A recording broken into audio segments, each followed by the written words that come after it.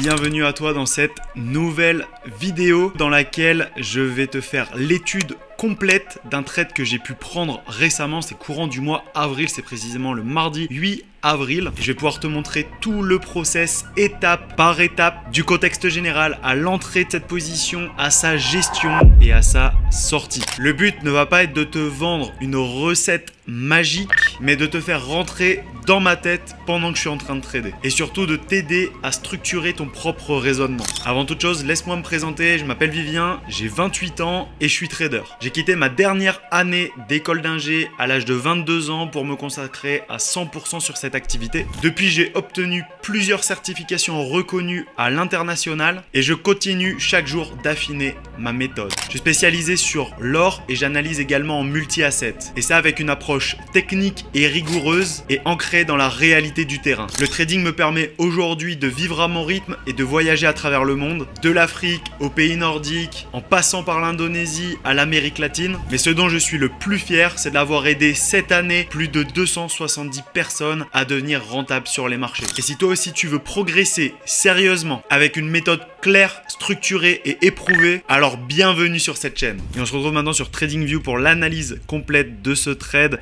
Tu vas voir, vraiment c'était un très beau trade. Malgré qu'on puisse croire que j'ai eu très chaud, eh bien tu vas aussi pouvoir te rendre compte de l'importance de savoir placer son SL. Donc déjà fondamentalement on sait que le gold est haussier, tu le vois depuis les dernières années, il ne fait que monter. Là sur les dernières semaines, on avait un gold qui avait beaucoup travaillé, apporté pas mal de confirmations de potentiels retracements baissiers. Tu vois ici, il nous avait donné justement ce magnifique trap 4 heures qui amenait le gold à retracer. Donc, dans le cas d'un retracement, ce que je vais attendre, c'est qu'on revienne chercher des niveaux de liquidité, par exemple sur mon daily. Et ce premier niveau qui est ici ne va pas amener une réaction suffisamment importante sur le marché pour pouvoir le repropulser à la hausse. Très souvent, on va aller rechercher au minimum le deuxième niveau de liquidité qui se situe ici.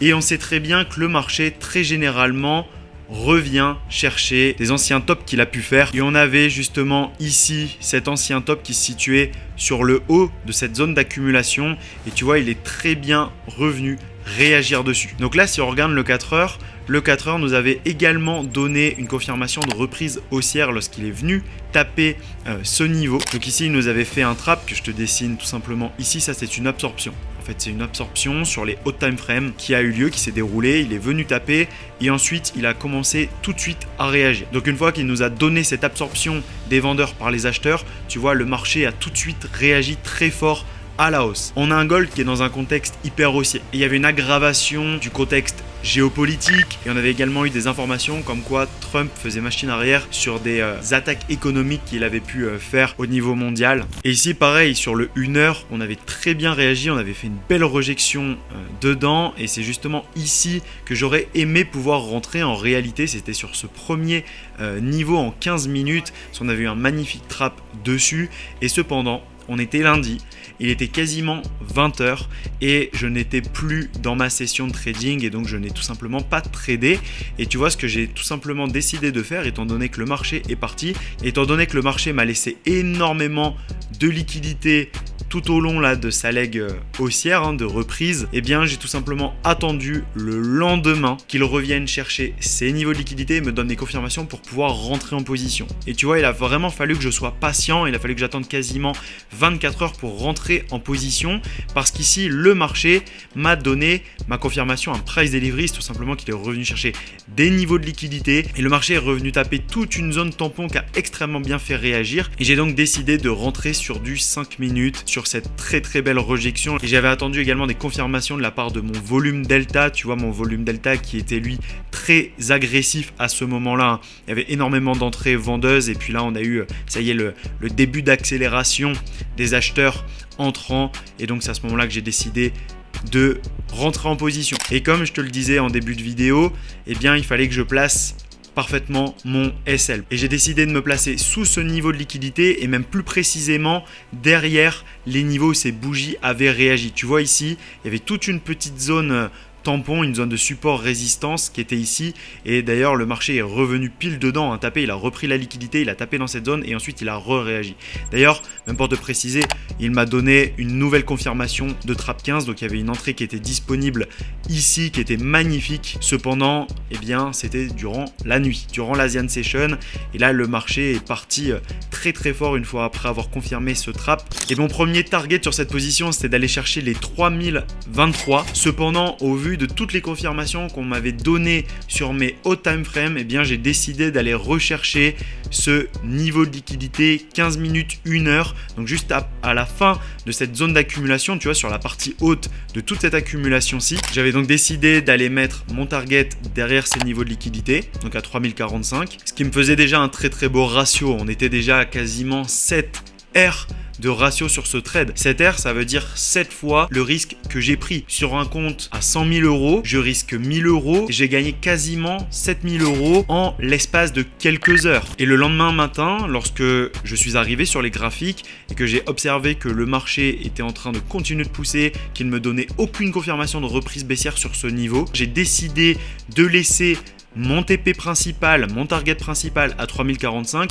mais cependant de ne pas couper à 100% ma position et de laisser courir quelques lots, quelques micro-lots afin d'optimiser encore ma performance parce qu'il y avait un potentiel d'aller chercher plus haut. Donc je préférais me payer, d'avoir quasiment fait un x7 sur ce risque pris et derrière de laisser courir des lots. Et sur le total de ma position, étant donné que le marché a continué de push, il a même continué d'aller plus haut à la suite de ça, je peux te laisser avancer le graphique, tu vas te rendre compte que le marché est allé vraiment très haut derrière cette position, que je suis ressorti avec un total de près de 12 R, presque 12 fois le risque que j'ai pris juste parce que j'ai laissé quelques lots tourner encore sur cette position alors que je m'étais déjà sécurisé du profit à 7 R et que je ne risquais plus rien sur cette position. Et si je te résume d'un point de vue technique cette prise de position, eh bien tu te rends compte que j'ai eu cette lecture du multi-time frame narrative pour comprendre où le marché voulait nous emmener, que j'ai patienté pour attendre mes zones de liquidité, que j'ai attendu un price action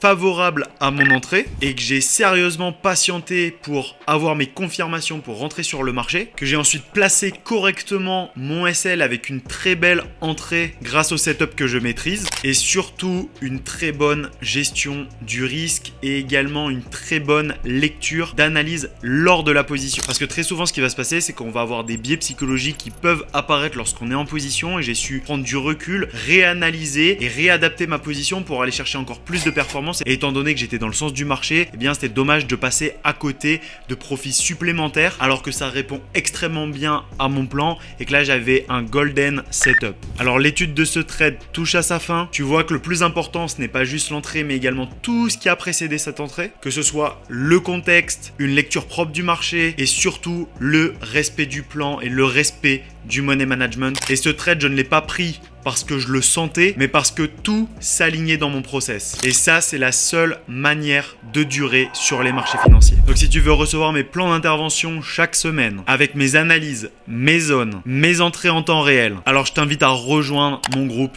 Telegram. Tu y retrouveras exactement le même cadre que ce que tu viens de voir ici. Et si tu veux d'autres vidéos du même style, pense à t'abonner et à activer la cloche de notification. On se retrouve très vite pour la prochaine vidéo. Ciao, c'était Vivien.